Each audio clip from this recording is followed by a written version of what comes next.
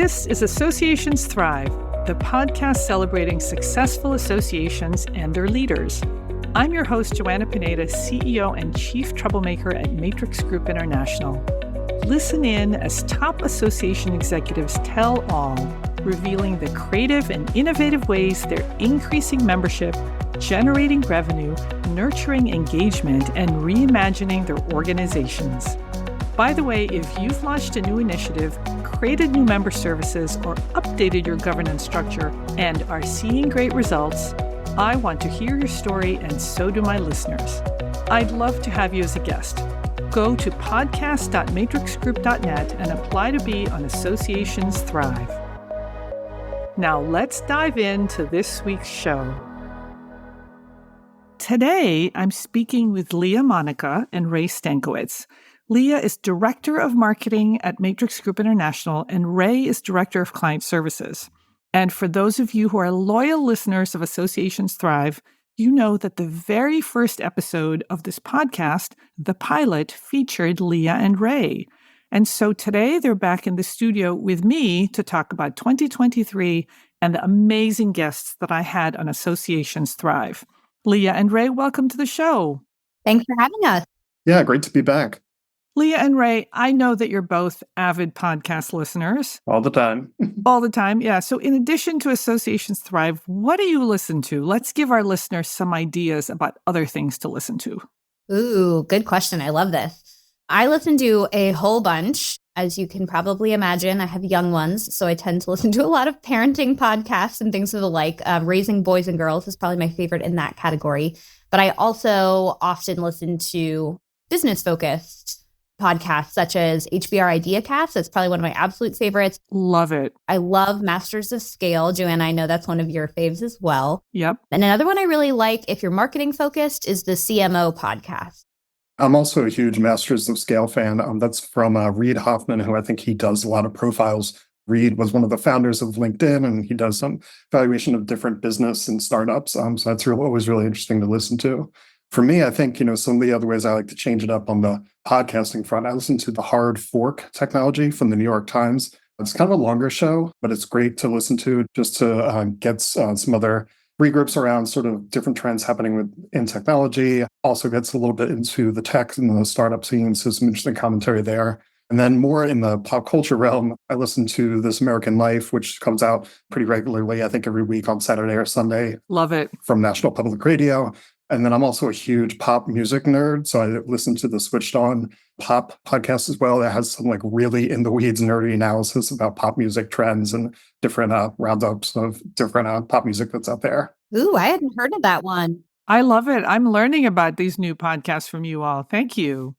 Let's turn to Associations Thrive. You guys know that I had the huge honor and pleasure of interviewing some amazing guests this year.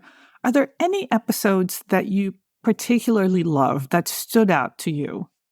There are so many really great conversations and interviews that you had throughout the past couple of months. I think one of the ones that really stood out to me was your profile of Jimmy Williams from the International Union of Painters and Allied Trades. To me, it really kind of covered a lot of ground in his interview, but I think, a lot of it came down to how they were really embracing new technology for their organization. So there's so many things available in technology in terms of mobile, virtual reality, augmented reality solutions, having a mindset to really kind of evaluate some of the new offerings and think about how they could use it for their industry. So for the painters, it sounds like some of these advances in technology has just opened a ton of opportunities and is really saving their members a lot of time and money.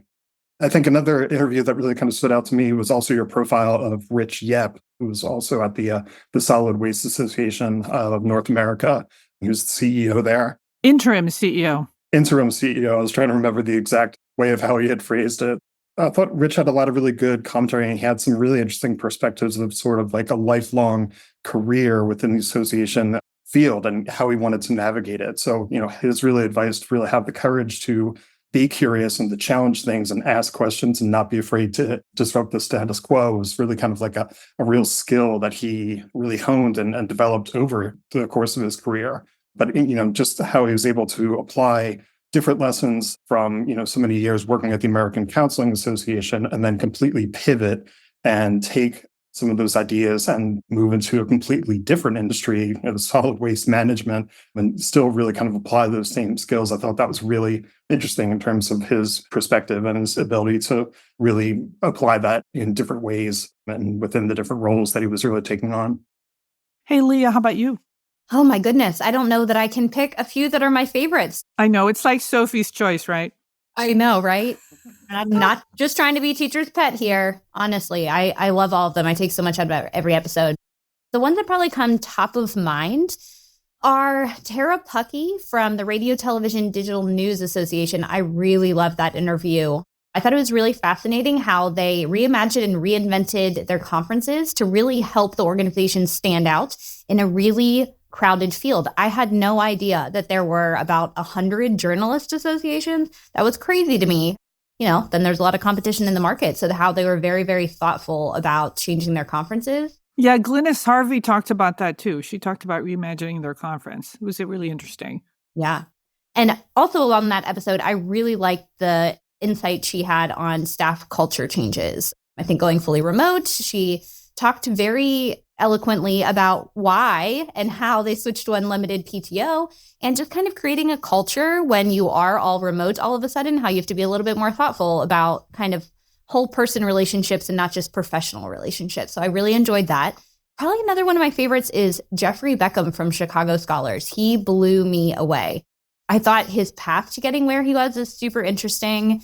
And the passion and drive that he has is absolutely incredible. He has such a great story and such an immense passion for what he does. And it is so apparent in the way that that organization is thriving because of it.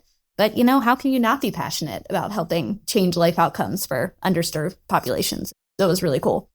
And then maybe my final one that comes top of mind when I'm thinking about it is Larry Hoffer from the American Institute of Architecture students. Something that really stood out to me there was that they have this super unique governance structure where it's an organization for students, but run by students. So I thought that was really interesting. And also, architecture is near and dear to my heart. My husband is an architect, so I've seen this process, but architecture school can be really grueling, and how they're not just meeting members' needs from a professional perspective, but how they're really going in to say, there's a big mental health issue here potentially. So how can we kind of go in and help whole person formation and everything that they need to thrive, not just professionally? Oh, yeah. Another one that, just kind of made me think about something else just from a tech perspective is John from the Michigan Veterinary Medical Association had some really interesting commentary about how some of their organization's operations work. But he had something that really stood out to me in terms of technology, and that there are really so many accessible and easy to use solutions out there in terms of data analytics, different dashboards and ways to make your organizations more data driven. And that's really kind of like a drum that we've been banging for clients for years at Matrix Group, but I think it's really at an inflection point for considering that as a real benchmark for really any membership organization. So, when you're thinking at the executive level, you can have a strong vision or perspective about where you want to go as an organization, but you need to be able to back things up with data and getting buy-in from your staff in order to get big things done. What about you, Joanna? We got to share, but you get to interview all these CEOs. And that gives you this unique insight into what CEOs are thinking and the new and different things that successful associations and nonprofits are doing to thrive. So what themes did you see this year? What an interesting question, and one that I think about a lot, as you know. I try to step back every couple months and think about the threads that tie some of these episodes together. One theme that keeps coming through is the importance of having a great culture in order to have a high-performing organization. I think about Julie Kresge from the Cleveland Cord Blood Center, and she said that when she first got to CCBC, if you had asked, is this a great place to work, the answer would not have been yes, even though the organization was doing such amazing work. So she set about really changing the culture. And then there's Tara Puckey, who you talked about, who talked about really ushering a new culture that includes being fully remote and really knowing your coworkers. And then Wendy Jo Toyama from the American Academy of Hospice and Palliative Medicine, who talked about bringing her leadership values to the organization and how, even during the interview process, she wanted to be sure that this was an organization that was going to allow her to really bring those values to the staff and the culture.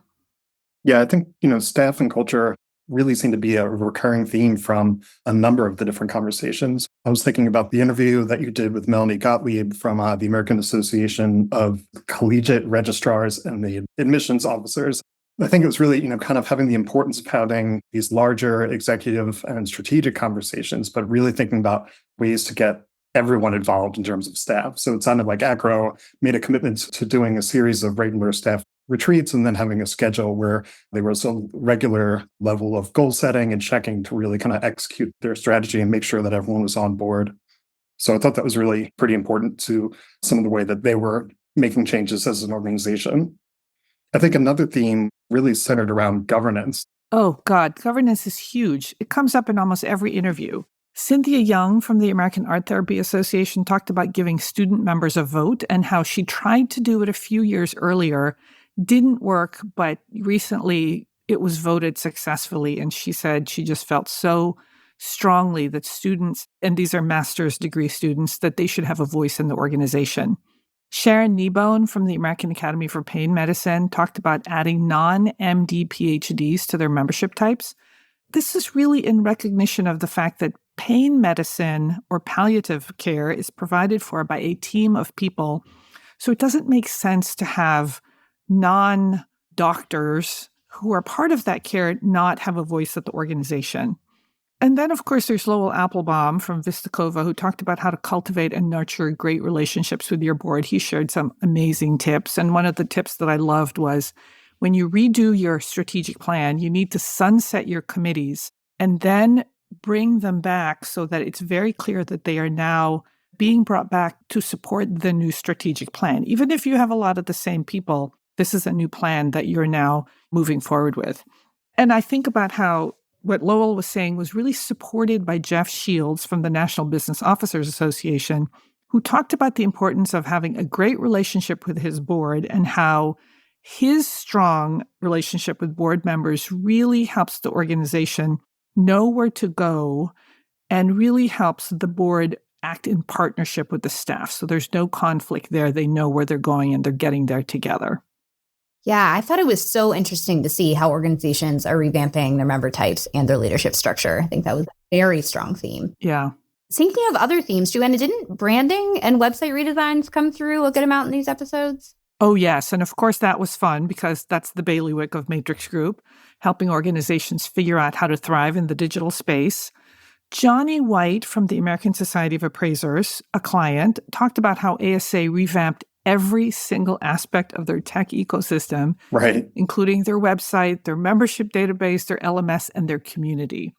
And then think about Tim Brink from the Mechanical Contractors Association of America and Aaron Hilger from the Sheet Metal Contractors National Association. They talked about how tech either constrains or powers the organization. And so through website redesigns and new membership databases, they're now doing much better and thriving because they have tools that the staff can use that the members find more user-friendly, and they have data. So incredible. Yeah, I mean, I feel like so many of the interviews and leadership, they have so many things in common. But I guess, I'm wondering, throughout the year, was there really specific episodes or insights that really surprised you, Joanna? Oh, gosh, yes. I never really know what I'm going to get when I do these interviews because Right. there's no set topic. I don't go into the interview saying, okay, Ray, we're going to talk about branding today. I basically say, what are you doing as an organization to thrive? And then I get what I get. And always some amazing insights. But in particular, Kan Vu from the Society of Asian Scientists and Engineers talked about how SACE helps members become great communicators and leaders, not great techies, but great communicators and leaders, because Asian techies are less likely to speak up and, quote, show more Western-style leadership skills. Very, very interesting. And I actually shared that episode with some of my Asian American friends, and a couple of them said, I wonder if that held my dad back in his career. And then there's Bob Thomas from the Concrete Masonry and Hardscapes Association, who talked about the concrete block checkoff program. This is something that he worked on for 10 years. And starting in January of 2023, for every sale of a concrete block in the United States, a penny goes to an organization that funds research, training, and promotion. Amazing. Like, we know about the Got Milk campaign, but who knew about the Concrete Block Checkoff program? Turns out this is the first non-agricultural checkoff program in the U.S. Complete surprise. And think about this. CMHA is a client.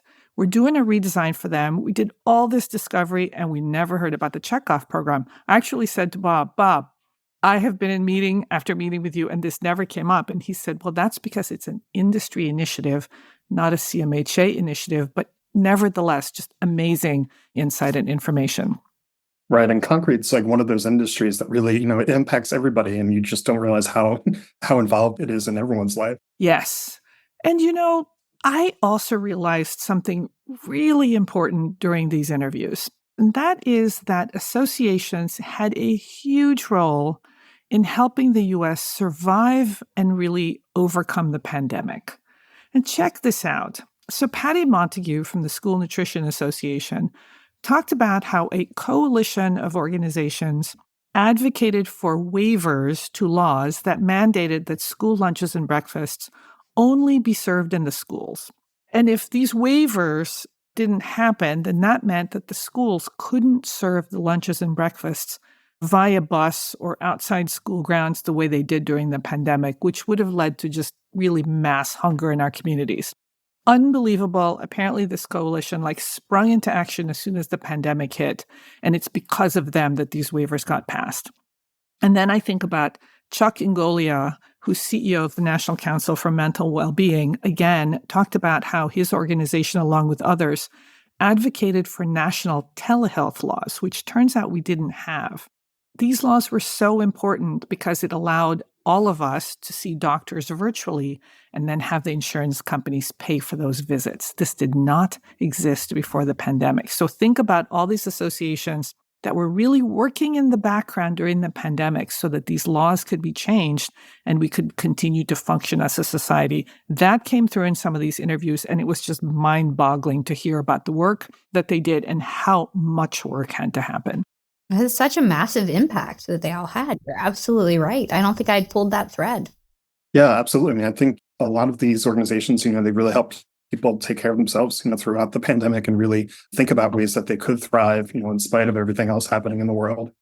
So I think really as maybe almost like a macro trend for all these interviews, what really struck me is how forthcoming the CEOs really seemed to be about sharing what it was about their organization and the things that they were doing in order to thrive. Absolutely. Between the pandemic and any other thing, every organization and industry has challenges and downtimes. But if you really do think deeply about elements where you're firing on all cylinders, it's exciting and empowering and motivating. So I think as we look ahead to what we'll see in 2024, I think it's really important to consider the power of sharing with your colleagues, with your peers, what it is about your organization that is making you successful and how others can benefit from what you've learned.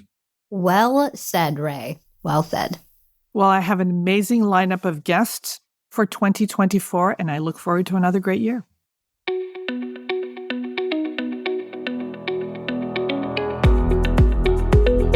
Thanks for listening to Associations Thrive. We're so glad to have you here.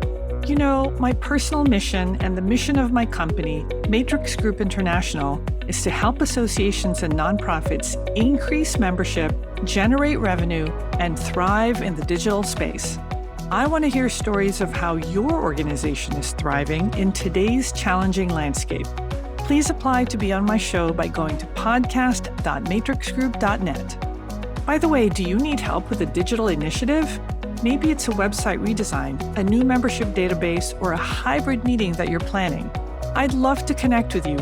Please visit the Matrix Group website at matrixgroup.net. Thanks again for listening to this week's episode of Associations Thrive. Don't forget to subscribe to the show, leave a 5-star rating, post a comment, and share it with your colleagues and friends. Bye!